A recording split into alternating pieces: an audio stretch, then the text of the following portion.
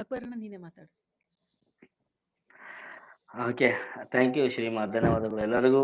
Once again ಮತ್ತೊಂದು ಸಲ ಏನಪ್ಪಾ ಅಂತಂದ್ರೆ, ಕೇಳಿಸ್ತಿದೆಯಮ್ಮ ನನ್ನ ಧ್ವನಿ? ಹಾ ಅಣ್ಣ ಕೇಳುತ್ತೆ. ಹಾಂ. ಎಲ್ರಿಗೂ ಮಕರ ಸಂಕ್ರಾಂತಿ ಹಬ್ಬದ ಶುಭಾಶಯಗಳು. ಇದೊಂದು ಒಳ್ಳೆಯ ಒಂದು ವೇದಿಕೆ ಅನ್ಕೊಂತೀನಿ, ಒಳ್ಳೆಯ ಒಂದು ವಿಚಾರ. ಸುಮಾರು ವರ್ಷಗಳ ಹಿಂದಿನಿಂದ ಹೋರಾಟ ಮತ್ತು ಗಲಭೆಗಳಲ್ಲಿ ರಾಮ ಜನ್ಮಭೂಮಿಯಲ್ಲಿ ರಾಮನ ಒಂದು ಪ್ರತಿಮೆ, ರಾಮನ ಒಂದು ದೇವಸ್ಥಾನ ನಿರ್ಮಾಣ ಆಗಬೇಕು ಅಂತ ತುಂಬಾ ರಕ್ತದಾನಗಳಾದವು, ತುಂಬಾ ಬಲಿದಾನಗಳಾದವು, ಎಷ್ಟೋ ಜೀವಗಳು ಹೋದವು, ಪ್ರಾಣಗಳು ಹೋದವು. ಇಷ್ಟೆಲ್ಲ ಆದ್ಮೇಲೂ ನಮ್ಮ ನಮ್ಮ ಭಾರತ ದೇಶದಲ್ಲಿ ನಮ್ಮದೇ ದೇವರಾದಂಥ ಭಗವಾನ್ ರಾಮಚಂದ್ರ ಅವರ ಮೂರ್ತಿ ಪ್ರತಿಷ್ಠಾಪನೆ ಆಗಲಿ, ರಾಮಲಾಲ ಪ್ರತಿಷ್ಠಾಪನೆ ಆಗಲಿ, ದೇವಸ್ಥಾನದಲ್ಲಿ ನಿರ್ಮಾಣ ಮಾಡ್ಬೇಕಾದ್ರೆ ನಾವೆಷ್ಟು ಸಹಸ್ರಾರು ಜನ ಇಲ್ಲಿಗೆ ಎಷ್ಟು ಇದಕ್ಕೆ ವ್ಯತ್ಯಯ ಪಟ್ಟಿ ಅನ್ನೋದಕ್ಕೆ ಈ ಒಂದು ದೇವಸ್ಥಾನ ಒಂದು ಸಾಕ್ಷಿ ಅನ್ಕೊತೀನಿ. ನಾನು ಮೊದಲಿಗೆ ಈ ನನ್ನ ವಾಗ್ಮಯ ಶುರು ಮಾಡ್ಬೇಕಾದ್ರೆ, ವಾಗ್ ಚಾತುರ್ಯ ಅಥವಾ ಚಿಕ್ಕ ಒಂದು ನನ್ನ ಮಾತಿನ ನೋಡಿ ಶುರು ಮಾಡ್ಬೇಕಾದ್ರೆ ನನ್ನ ಭಗವಂತ ನಾನು ಪ್ರೇರಣೆ ಮಾಡಲೇಬೇಕು. ಕೇಳ್ತಿದ್ದೀನಿ ಅನ್ಕೋತೀನಿ. ವೇದ ವಾಕ್ಯವನ್ನೆಲ್ಲ ಮೋದದಿಂ ಕನ್ನಡದಿ ಬೋಧಿಸುತ್ತಾ ಜನರ ಭೇದ ಮತಿ ಕೆಡಿಸಿರುವ ಸಾಧು ನಿಜಗುಣಿಗೆ ವಂದಿಸುವೆನು. ವೇದಾಂತ ತತ್ವವನ್ನು ಅತ್ಯಂತ ಬೋಧಿಸಿದ ಮಹಾತ್ಮ ನನ್ನ ಗುರುವರ್ಯ ನಿಮಗಾರು ಸರಿಯಿಲ್ಲ. ಬದ್ಧನಿಗೆ ಬುದ್ಧಿ ಇವರು ನೀವು. ಹಾಗೆ ಅಧ್ಯಾತ್ಮ ವಿದ್ಯಾ ಸಂಪ್ರದಾಯ ಕರ್ತೃಗಳಾದಂಥ ಸಮಸ್ತ ಗುರು ಪರಂಪರೆಗೆ, ಸಕಲ ಋಷಿಮುನಿಗಳಿಗೆ, ಬಸವಾದಿ ಪ್ರಮುಖರಿಗೆ, ಸಮಸ್ತ ಪೀರ ಪೈಗಂಬರಿಗೆ, ಒಟ್ಟಾರೆ ಹೇಳಬೇಕು ಅಂತಂದ್ರೆ ಎಲ್ಲ ಸತ್ಸಂಪ್ರದಾಯದ ಮಹಾಜ್ಞಾನಿಗಳಿಗೆ ತ್ರಿಕರಣ ಪೂರ್ವಕವಾಗಿ ವಂದಿಸಿ, ಶ್ರವಣ ಮಾಡ್ತಿರುವಂಥ ನನ್ನ ಆತ್ಮೀಯ ಪ್ರೇಮಿಗಳೇ, ಅಧ್ಯಾತ್ಮ ಪ್ರೇಮಿಗಳೇ, ನಿಮ್ಮೆಲ್ಲರಿಗೂ ಅನಂತ ವಂದನೆಗಳು. ಇವತ್ತು ನಾವು ರಾಮಾಯಣ, ರಾಮ ಪರಮಾತ್ಮನ ವಿಷಯವನ್ನು ನಾವು ಚಿಂತನೆ ಮಾಡೋಕ್ಕಿಂತ ಮುಂಚೆ ಆ ಪರಮಾತ್ಮನಲ್ಲಿ ಒಂದು ಪ್ರಾರ್ಥನೆ ಮಾಡೋಣ. ಹೇ ಪರಮಾತ್ಮ, ನಾವೆಲ್ಲರೂ ಭಾರತೀಯರೆಂಬ ಭಾವ ಮೂಡಲಿ, ನಮ್ಮಲ್ಲಿ ಭೇದ ಭಾವ ಪ್ರಭು ದೂರವಾಗಲಿ. ಒಂದು ತೋಟದಲ್ಲಿ ಹಲವು ಬಣ್ಣ ಬಣ್ಣದ ಹೂಗಳು, ಅದರಂತೆ ನಮ್ಮ ದೇಶದಲ್ಲಿ ಹಲವು ಮತಗಳು. ಆ ಹೂಗಳಂತೆ ಮತಗಳು ಮಕರಂದ ಬೀರಲಿ, ಆ ಹೂಗಳಂತೆ ಮತಗಳು ಸದ್ಭಾವ ಬೀರಲಿ, ನಮ್ಮಲ್ಲಿ ಭೇದ ಭಾವ ಪ್ರಭು ದೂರವಾಗಲಿ. ನಾವು ಮನೆಯ ಕಟ್ಟುವಾಗ ಭೂಮಿ ಜಾತಿ ಕೇಳಿತೆ, ನಾವು ಶ್ವಾಸ ಎಳೆಯುವಾಗ ಗಾಳಿ ಕುಲವ ಕೇಳಿತೆ. ಈ ಸೃಷ್ಟಿಯಲ್ಲಿ ಸರ್ವರು ಸಮನಾಗಿ ಬಾಳಲಿ, ನಮ್ಮಲ್ಲಿ ಭೇದ ಭಾವ ಪ್ರಭು ದೂರವಾಗಲಿ. ಮಣ್ಣಿನಿಂದ ಆದ ಮಡಿಕೆ ಮಣ್ಣಿಗನ್ಯವೇ, ಚಿನ್ನದಿಂದ ಆದ ಒಡವೆ ಚಿನ್ನಗನ್ಯವೇ. ನಿನ್ನಿಂದ ಆದ ಜೀವರು ನಿನ್ನಂತೆ ಕಾಣಲಿ, ನಮ್ಮಲ್ಲಿ ಭೇದ ಭಾವ ಪ್ರಭು ದೂರವಾಗಲಿ. ದಯವೇ ಧರ್ಮವೆಂದು ಸಾರಿದಂತ ನಾಡಿದು, ಜಗಕ್ಕೆ ಶಾಂತಿ ಪಾಠ ಹೇಳಿದಂತ ನಾಡಿದು. ಈ ನಾಡಿನಲ್ಲಿ ಶಾಂತಿಯು ಸ್ಥಿರವಾಗಿ ನಿಲ್ಲಿಸಲಿ, ನಮ್ಮಲ್ಲಿ ಭೇದ ಭಾವ ಪ್ರಭು ದೂರವಾಗಲಿ. ಆ ಸೂರ್ಯನಂತೆ ಸಂತರು ಜಗ ಬೆಳಗಿ ಹೋದರು, ಆ ವರುಣನಂತೆ ಜ್ಞಾನವನ್ನು ಸುರಿದು ಹೋದರು. ಗುರು ಬಸವ ನಿಮ್ಮ ಬೋಧೆ ಮನದಲ್ಲಿ ನಿಲ್ಲಲಿ, ಗುರು ಬಸವ ನಿಮ್ಮ ಬೋಧೆ ಜನರಲ್ಲಿ ನಿಲ್ಲಲಿ, ನಮ್ಮಲ್ಲಿ ಭೇದ ಭಾವ ಪ್ರಭು ದೂರವಾಗಲಿ. ನಾವೆಲ್ಲ ಭಾರತೀಯರೆಂಬ ಭಾವ ಮೂಡಲಿ, ನಾವೆಲ್ಲರೂ ಮನುಜರು ಒಂದೇ ಎಂಬ ಭಾವ ಮೂಡಲಿ, ನಮ್ಮಲ್ಲಿ ಭೇದ ಭಾವ ಪ್ರಭು ದೂರವಾಗಲಿ. ಪುಣ್ಯಾತ್ಮರೇ, ನಾವೆಲ್ಲ ಭಾರತೀಯರು. ಭಾರತೀಯರು ಅಂತಂದ್ರೆ ಭಾರತ ದೇಶದಲ್ಲಿ ಹುಟ್ಟಿ ಬೆಳೆದವರು, ಭಾರತ ದೇಶದಲ್ಲಿ ಖಾಯಂ ಇರುವವರು, ಇಲ್ಲೇ ಇರುವವರು ಅಂಥವ್ರು ಯಾರದಾರೋ ಅವರಿಗೆ ಭಾರತೀಯರು ಅಂತ ಕರೀತಾರ. ಈ ಭಾರತೀಯರು ಅನ್ನೋ ಪದಕ್ಕೊಂದು ಅರ್ಥ ಐತಿ. ಏನಪ್ಪಾ ಅಂತಂದ್ರ ಭಾ ಅಂತಂದ್ರೆ ಪ್ರಕಾಶ, ಪ್ರಕಾಶ ಅಂತಂದ್ರೆ ಸ್ವಯಂ ಪ್ರಕಾಶವಾದ ಚೈತನ್ಯ ಸ್ವರೂಪವಾದ ಆ ಪರಮಾತ್ಮನಿಗೆ, ಆ ಪರವಸ್ತುವಿಗೆ ಭಾ ಅಂತ ಕರೀತಾರ. ಇನ್ನು ರತಿ ಅಂತ ಒಂದು ಪದ ಐತಿ. ರತಿ ಅಂತಂದ್ರೆ ಪ್ರೀತಿ. ಪ್ರೀತಿ ಅಂತಂದ್ರೆ ವಿಶೇಷವಾದಂತ ಅನುರಾಗ. ವಿಶೇಷವಾದಂತ ಅನುರಾಗ ಅಂತಂದು ಏನ್ ರೀತಿ ಕೇಳಿದ್ರೆ ಭಕ್ತಿ ಅಂತಾರ. ಭಕ್ತಿ ಅಂತಂದ್ರೆ ಪರಮಾತ್ಮನಲ್ಲಿ ವಿಶೇಷವುಳ್ಳಂತ ಪ್ರೀತಿ, ಅರ್ಥಾತ್ ಭಕ್ತಿ ಉಳ್ಳವರು ಯಾರ್ದಾರೋ ಅಂಥವ್ರು ಭಾರತೀಯರು ಅಂತ ಭಾರತ ನಾವೆಲ್ಲ ಭಾರತೀಯರಾಗಿ ಈ ಭೂಮಿ ಮೇಲೆ ಹುಟ್ಟಿವಿ, ಈ ಭಾರತ ಗಂಡ ಹುಟ್ಟಿವಿ. ನಮ್ಮೆಲ್ಲರಿಗೂ ಭಗವಾನ್ ರಾಮಚಂದ್ರ ಪರಿಚಯ ಇರಲೇಬೇಕು. ಇರಲೇಬೇಕು, ಇದು ಕಡ್ಡಾಯ ಇರಲೇಬೇಕು. ಯಾಕಂದ್ರೆ ನಮ್ಮ ದೇಶದ ವೃತ್ತಿಗಾಗಿ, ನಮ್ಮ ದೇಶದ ಒಂದು ಏಳಿಗಾಗಿ ಭಗವಾನ್ ರಾಮಚಂದ್ರರು ಯಾವ ತರ ಸಾಗಿ ಹೋದ್ರು ಅನ್ನೋದಕ್ಕೊಂದು ವಿಚಾರವನ್ನು ಇಲ್ಲಿ ತನಕ ಕೇಳ್ಕೊಂಡ್ ಬಂದ್ವಿ. ಇದು ಇತಿಹಾಸ ಕೂಡ ಹೌದು, ಸನಾತನ ಕೂಡ ಹೌದು. ನನ್ನ ಧ್ವನಿ ಕೇಳಿಸ್ತಿದ್ಯಮ್ಮ? ಅಯ್ಯ, ಕೇಳಿಸ್ತಿಲ್ವಾ? ಅಣ್ಣ ಕೇಳುತ್ತೆ ಕೇಳುತ್ತೆ. ಹ್ಮ್ ಕೇಳಿಸ್ತಿದೆ. ಓಕೆ. ಏನಂತಂದ್ರೆ ಇವತ್ತು ನಾನು ಆ, ನಮ್ಮ ರಾಮಾಯಣ ಗ್ರಂಥದ ಕೇಳಿಸ್ತಿದ್ದೆವು. ಹಲೋ. ಕೇಳುತ್ತೆ ಕೇಳುತ್ತೆ ಕೇಳುತ್ತೆ. ಎಲ್ಲ ವಾಕ್ಯಗಳು ಇತರ ನಾನು ಹೇಳೋದು ನಮ್ಮ ಗುರುಗಳು ಇಬ್ರಾಹಿಂ ಸುತಾರ್ ಒಂದು ದಾನ ಅನ್ಕೋತೀನಿ. ಅವರೊಂದು ವಿಚಾರದ ಅವರ ಶೈಲಿ ನಾನು ಹೇಳಕ್ಕೆ ಪ್ರಯತ್ನ ಪಟ್ಟೆ. ಇವತ್ತು ನಾನು ಮ್ಯೂಟ್ ಹಾಕೊಳ್ಳಿ ಇವ್ರ ಸರ್, ಇದು ಸೌಂಡ್ ಯಾಕೋ ನನಗೆ ಜಾಸ್ತಿ ಕೇಳ್ತೀನಿ. ಹಸಿನಾ ಹಸಿನಾ ಒಂದು ತುಂಬ ಕುಡಿದವರಿಗೆ. ನಮ್ಮ ರಾಮಾಯಣ ಗ್ರಂಥದಲ್ಲಿ, ನಮ್ಮ ದೇಶದ ಮಹಾನ್ ಕಾವ್ಯಗಳಂತ ರಾಮಾಯಣ ಮತ್ತು ಮಹಾಭಾರತದ 2 ಗ್ರಂಥಗಳಲ್ಲಿ ಮೊದಲ ತ್ರೇತಾಯುಗದಲ್ಲಿ ಆಗಿರುವಂಥ ಗ್ರಂಥ ರಾಮಾಯಣ. ಈ ರಾಮಾಯಣದಲ್ಲಿ 6 ಕಾಂಡಗಳು ಅದಾವು. ರಾಮಾಯಣ ಗ್ರಂಥ ಪ್ರಕಾರ, ವಾಲ್ಮೀಕಿ ಗ್ರಂಥ ಪ್ರಕಾರ. ಅದ್ಯಾವ ಕಾಂಡಗಳು ಅಂತಂದ್ರೆ ಬಾಲಕಾಂಡ, ಅಯೋಧ್ಯಕಾಂಡ, ಅರಣ್ಯಕಾಂಡ, ಕಿಷ್ಕಿಂಧಾಕಾಂಡ, ಸುಂದರಕಾಂಡ, ಕೊನೆಯದಾಗಿ ಯುದ್ಧಕಾಂಡ. ಇದಾದ ಮೇಲೆ ಉತ್ತರ ಅಂತ ಒಬ್ಬ ವ್ಯಕ್ತಿ ಬಂದು ಉತ್ತರಕಾಂಡ ಅಂತ ರಚನೆ ಮಾಡಿದಾಗ ಅದು 7ನೇ ಕಾಂಡ ಉತ್ತರಕಾಂಡ ಆಯ್ತು. ಅದು ಉತ್ತರಾಖಂಡ ಅಲ್ಲ, ಉತ್ತರಾಖಂಡ ಅಂತ ಬಂತು. ಅದು ಉತ್ತರಾಖಂಡ 7ನೇ ಕಾಂಡವಾಯಿತು. ಶ್ರೀರಾಮಚಂದ್ರನಿಗೆ 7 ಅಂಕೆ ಇಷ್ಟವಾದ ಕಾರಣ 7 ಅಂಕಿಯನ್ನಾಗಿ ವಾಲ್ಮೀಕಿ ಮಾಡಿಸಿ 6 ಅಂಕಿ ಬರೆದು ನಮ್ಮ ತುಳಸಿ ದಾಸರು ತುಳಸಿ ರಾಮಚರಿತ ಮಾನಸದಲ್ಲಿ 7 ಖಂಡ ಬರೆದ್ಬಿಟ್ರು. ಅದನ್ನ ಕೇಳ್ತೀನಿ ಅನ್ಕೋತೀನಿ. ಭಗವಾನ್ ರಾಮಚಂದ್ರ ಪರಿಚಯ, ಅವರ ಗ್ರಂಥ ಪರಿಚಯ, ಆಮೇಲೆ ಈ ರಾಮಾಯಣದ ಶ್ಲೋಕ ಪರಿಚಯ ಆಗಲಿ, ಮಹರ್ಷಿ ವಾಲ್ಮೀಕಿ ಪರಿಚಯವನ್ನು ಹೇಳಕ್ಕೆ ಪ್ರಯತ್ನ ಪಡ್ತೀನಿ. ನಮ್ಮ ಈ ಮಹಾನ್ವಾದ ಗ್ರಂಥದಲ್ಲಿ, ರಾಮಾಯಣದಲ್ಲಿ 24,000 ಶ್ಲೋಕಗಳು ಇದ್ದಂಥ ಮಹಾಗ್ರಂಥ ಇದು. ಇದನ್ನ ಆಗಲೇ ಹೇಳ್ದಂಗ ಬಾಲ, ಅಯೋಧ್ಯ, ಅರಣ್ಯ, ಕಿಷ್ಕಿಂಧ, ಸುಂದರ, ಯುದ್ಧಕಾಂಡಗಳನ್ನಾಗಿ 6 ಭಾಗಗಳು ಮಾಡಿಸಿದ್ದಾರೆ ಅದನ್ನ. ಅದ್ರ ಜೊತೆಗೆ ಉತ್ತರ ಕಥೆ ಅಂತ ಹೇಳುವ, ಉತ್ತರನ ಕಥೆ ಹೇಳುವ ಮುಖಾಂತರವಾಗಿ ಉತ್ತರಕಾಂಡ ಅಂತೇಳಿ 7ನೇ ಕಾಂಡ ಕೂಡ ಮಾಡಿದ್ರು. ಆಗ ಹೇಳಿದೆ ನಾನು. ರಾಮಾಯಣವನ್ನು ಆದಿಕಾವ್ಯ ಅಂತಾರೆ ಅದನ್ನ. ಆದಿ ಅಂತಂದ್ರೆ ಮೊದಲು ಹುಟ್ಟಿದ ಗ್ರಂಥ ಇದು, ಮೊದಲು ಹುಟ್ಟಿದ ಗ್ರಂಥ. ಆದಿ ಅಂದ್ರೆ ಇದು ಆದಿಕಾವ್ಯ ಅಂತಾರ.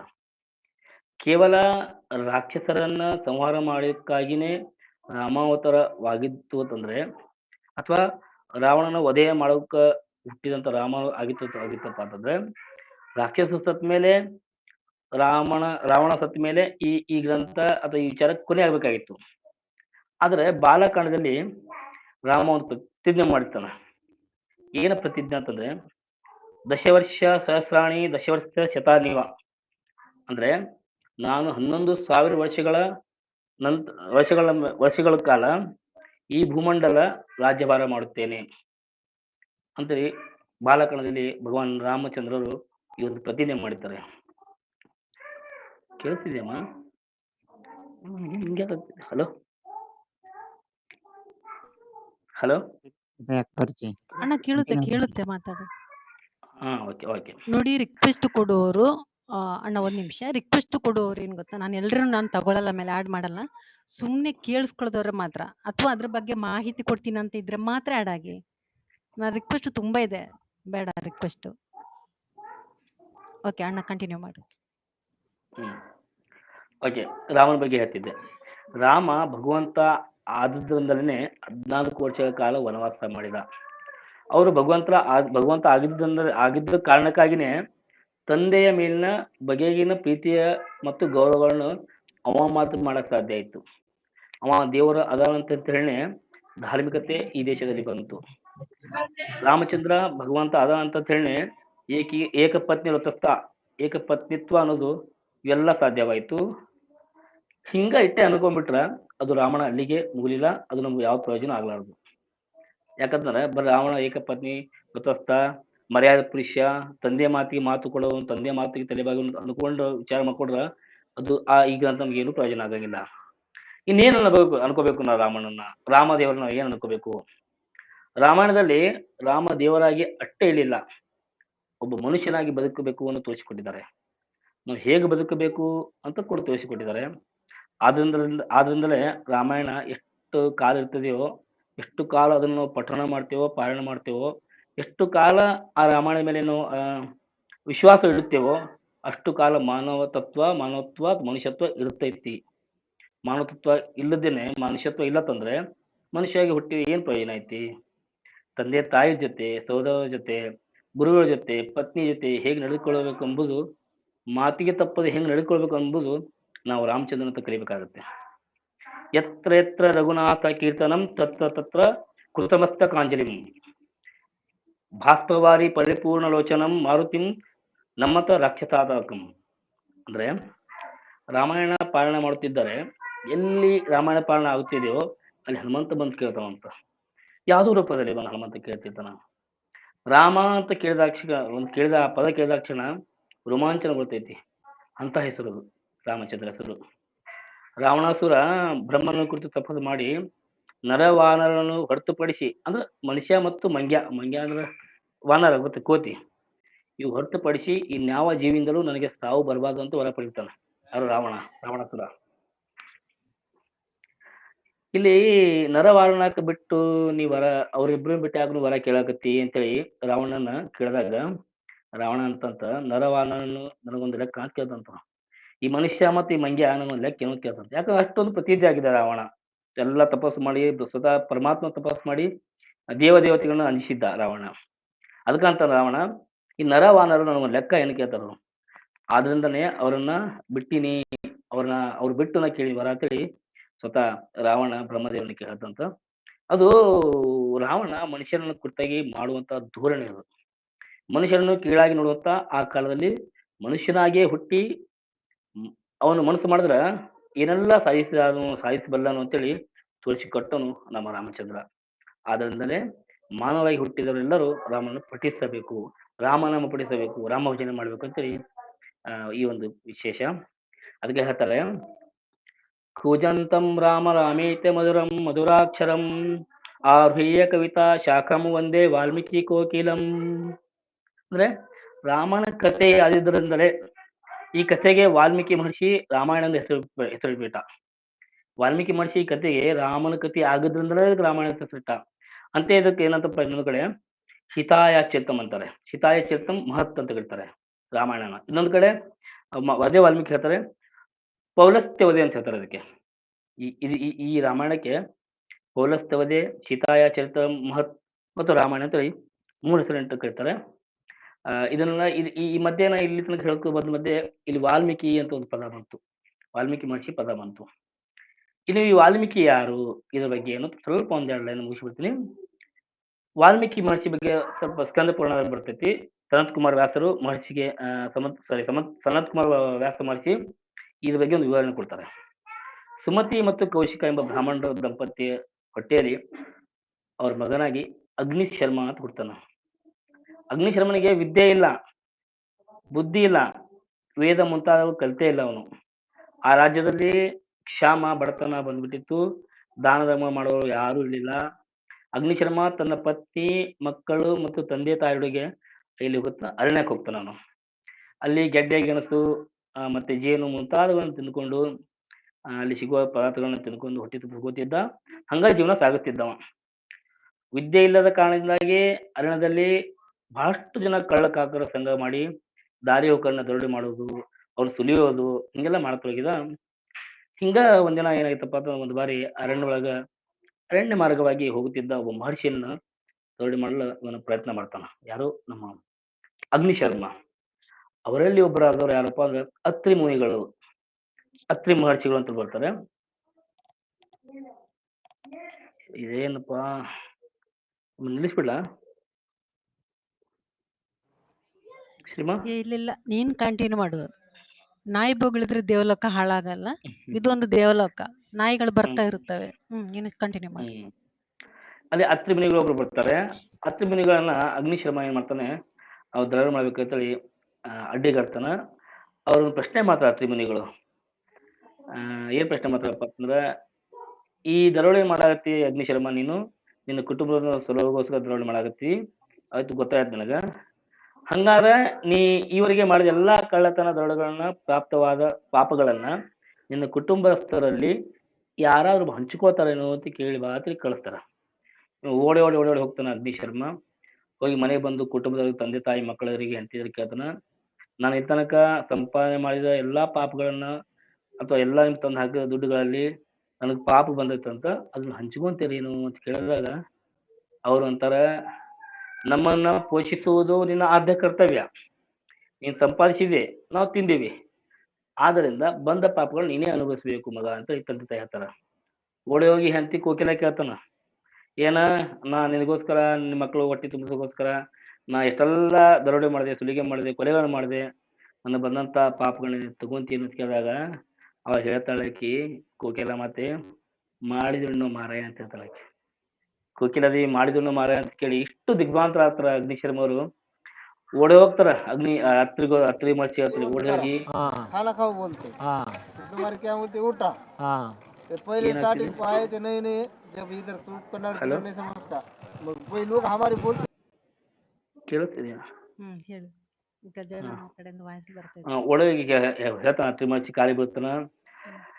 ಮುನಿಗಳೇ, ನಾನು ಮಾಡಿದ ಎಲ್ಲ ದರೋಡೆಗಳಿಗೆ, ಎಲ್ಲ ಪಾಪಗಳಿಗೆ ನನ್ನ ತಂದೆ ತಾಯಿ, ನನ್ನ ಹೆಂಡತಿ ಮಕ್ಕಳು ಯಾರು ಭಾಗಿಯಾಗಲ್ಲ ಅಂತ ಅಂದಾಗ ಅವಾಗ ಅವ್ರು ಅಂತಾರೆ, ಮೂಢ, ನೀ ಮಾಡಿದ ಪಾಪ ನೀವು ಉಣಾಕಬೇಕು, ಅದು ಬಿಡಕ್ ಸಾಧ್ಯ ಇಲ್ಲ, ಅದು ಬಿಟ್ಟಪ್ಪ ಅಂತಂದ್ರ ನೀ ಹಿಂದೆಲ್ಲ ಮುಂದೆ ಜನ ಉಣ್ಬೇಕಾಗತ್ತ ಅಂತೇಳಿ ಒಂದು ವಾದ ಹೇಳಿದಾಗ ಅಗ್ನಿಶರ್ಮನಿಗೆ ಅತ್ರಿ ಮುನಿಗಳು ಒಂದು ಬೋಧ ಮಾಡ್ತಾರೆ, ಧ್ಯಾನ ಮಾಡೋದು ಹೇಳ್ತಾರೆ. 13 ವರ್ಷಗಳ ಕಾಲ 13 ವರ್ಷಗಳ ಕಾಲ ಅಗ್ನಿಶರ್ಮ ತಪಸ್ಸು ಮಾಡ್ತಾನೆ ಅತ್ರಿ ಮಹರ್ಷಿ ಮಾತು ಕೇಳಿ. 13 ವರ್ಷ ಅವ್ರು ಅತ್ರಿ ಮಹರ್ಷಿ ಅಟ್ ಹೇಳಿ ಹೋದ್ಮೇಲೆ ಮತ್ತೊಮ್ಮೆ 13 ವರ್ಷ ಮತ್ತೆ 13 ವರ್ಷಗಳ ನಂತರ ಮತ್ತೆ ಬರ್ತಾರೆ. ಅದೇ ಅರಣ್ಯ ಮಾರ್ಗದಲ್ಲಿ ಹಿಂತಿರುವಾಗ ಅಲ್ಲೆಲ್ಲೋ ಒಂದು ಕಡೆ ಭಗವಂತ ನಾಮಸ್ಮರಣೆ ಆಗ್ತಿರ್ತೈತಿ. ಭಗವಂತ ನಾಮಸ್ಮರಣೆ ಆಗ್ತಿರ್ತೈತಿ. ಎಲ್ಲೋ ಸೌಂಡ್ ಕೇಳಿಸ್ತಿರ್ತೈತಿ. ಏನ್ ಮಾಡ್ತಾರೆ ಹೋಗಿ, ಎಲ್ಲಿ ಇದು ಸೌಂಡು ಸೌಂಡು ಅಂತ ನೋಡಿದಾಗ, ಎಲ್ಲಿ ಶಬ್ದ ಅಂತ ನೋಡಿದಾಗ ಅಲ್ಲಿ ಎಲ್ಲೋ ಒಂದು ಹುತ್ತದಲ್ಲಿ ಒಂದು ಧ್ಯಾನ ಒಂದು ಪರಮಾತ್ಮ ಹೆಸರು ಬಂದಿರ್ತೈತಿ. ಏನಿದೆ ಅಂದ್ರೆ ಅಲ್ಲಿ ಆ ಹುತ್ತ ಬೀಳಿಸಿ ನೋಡಿದಾಗ ಆ ಹುತ್ತದಲ್ಲಿ ಆ ಒಬ್ಬ ಋಷಿಯಾಗಿ ಯಾವ ಕಳ್ಳಾಗಿದ್ನೋ ಅಗ್ನಿಶರ್ಮ ಗಡ್ಡ ಬಿಟ್ಟು ಜಡ್ಡದಾರಿ ಬಿಟ್ಟು ತಪಸ್ಸು ಮಾಡ್ತಿರ್ತಾನೆ. ಅದು ನೋಡಿದಾಗ ಅಲ್ಲಿ ಪರಮಾತ್ಮನ ನಾಮಸ್ಮರಣೆ ಬರ್ತಿರುವಾಗ ಅವ್ರಿಗೆ ಹೇಳ್ತಾರೆ ಅತ್ರಿ ಮಹರ್ಷಿಗಳು, ನೀನು ತಪಸ್ಸು ಮಾಡುವಾಗ ನಿನ್ನ ಮೇಲೆ ಯಾವಾಗ ಒಂದು ಹುತ್ತು ಬೆಳ್ಕೊಂಡಿತ್ತೋ, ಹುತ್ತಿಗೆ ಕನ್ನಡ ಪದದಲ್ಲಿ ವಲ್ಮೀಕ ಅಂತಾರೆ. ವಲ್ಮೀಕ ಹುತ್ತು. ನೀನು ತಪಸ್ಸು ಮಾಡುವಾಗ ಯಾವಾಗ ನಿನ್ನ ಸುತ್ತ ಒಂದು ಹುತ್ತು ಬೆಳ್ಕೊಂಡಿತ್ತೋ, ನೀನು ವಾಲ್ಮೀಕಿ ಆಗು ಅಂತೇಳಿ ಮುಂದೆ ರಾಮ ಹುಟ್ಟು ಬರ್ತಾನ, ರಾಮಾಯಣ ಬರೆಯ ಅಂತೇಳಿ ಹೇಳಿ ಹೋಗ್ತಾರ. ತಪಸ್ಯಾದ ನಿರತಂ ತಪಸ್ವಿ ವಾಗ್ಮೀದಾವರಂ ನಾರದಂ ಪರಿಪ್ರಚ್ಛಿತ ವಾಲ್ಮೀಕಿ ಮುನಿ ಪುಂಗವಂ. ನಾರದಂ ಪರಿಪ್ರಚ್ಛಿತ ವಾಲ್ಮೀಕಿ ಮುನಿ ಪುಂಗವಂ. ಇದು ವಾಲ್ಮೀಕಿ ಮಹರ್ಷಿ ರಾಮಾಯಣದಲ್ಲಿ ರಚಿಸಿದ ಮೊದಲ ಶ್ಲೋಕ ಇದು. ಆ ಶ್ಲೋಕದ ಅರ್ಥ ಏನಪ್ಪಾ ಅಂತಂದ್ರೆ, ತಪಸ್ವಿ ಮುನಿ ಬಹುವಾಗ್ಮಿಯಾದ ನಾರದ ಮಹರ್ಷಿಯನ್ನು ಪ್ರಶ್ನಿಸಲು ತಪಸ್ವಿ ವಾಲ್ಮೀಕಿ ಮಹರ್ಷಿಯಾಗಿದ್ದಾನೆ ಅನ್ನಂಗ ಅರ್ಥ. ಕೋನಸ್ಮಿನ್ ಸಾಂಪ್ರತಂ ಲೋಕೆ ಗುಣವಾನ್ ಕಶ್ಯ ವಿರ್ವಾನ್ ಧರ್ಮಜ್ಞಶ್ಯ ಕೃತಜ್ಞಶ್ಯ ಸತ್ಯವಾಕ್ಯೋ ದೃಢವ್ರತ ಚಾರಣ್ಯೇತ ಕೋ ವಿಕ್ತ ಸರ್ವಭೂತೇಷು ಕೋಹಿತಃ ವಿದ್ವಾನ್ ಕಃ ಸಮರ್ಥಶ್ಯ ಕಶ್ಯ ಏಕ ಪ್ರಿಯದರ್ಶನಃ ಅಂತ ಕೊನೆಯ ಇದೊಂದು ವಾಕ್ಯನ ನಾವು ವಾಲ್ಮೀಕಿ ಮಹರ್ಷಿ ಕೊನೆಯ ತಮ್ಮ ಗ್ರಂಥದ ಮೊದಲ ಇದೊಂದು ವಾಕ್ಯ. ಇಷ್ಟು ಹೇಳಿ ನಾನು ಇವತ್ತಿನ ಈ ವಾಲ್ಮೀಕಿ ಮತ್ತು ರಾಮಾಯಣ ಗ್ರಂಥದ ರಾಮನ ಒಂದು ಹುಟ್ಟುವಿನ ಬಗ್ಗೆ ನನ್ನ ಮಾತನ್ನು ಮುಗಿಸ್ತೀನಿ. ಹರ ಪರಬ್ರಹ್ಮಣೇ ನಮಃ.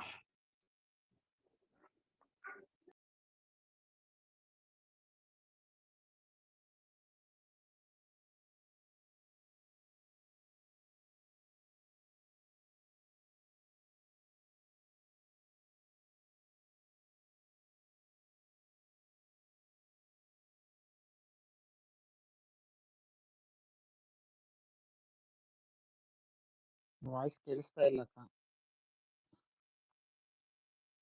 Akash bro hi. ನನ್ನ ಧ್ವನಿ ಕೇಳಿಸ್ತಿಲ್ವಾ ಆಗಿಂದ ಮಾತಾಡೋದು? ಹಾ ಕೇಳಿಸುತ್ತೆ